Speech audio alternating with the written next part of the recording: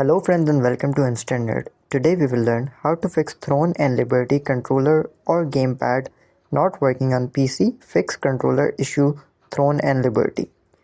So first of all, open your Steam account and make sure that you are logged in. Then go to Library section, which is at the top. Click on it. I don't have the game, but the process is same. And here choose the first descendant game. Now click on this icon and click on Properties. Now select Controller and change this setting and restart the game. In this way you can fix the issue.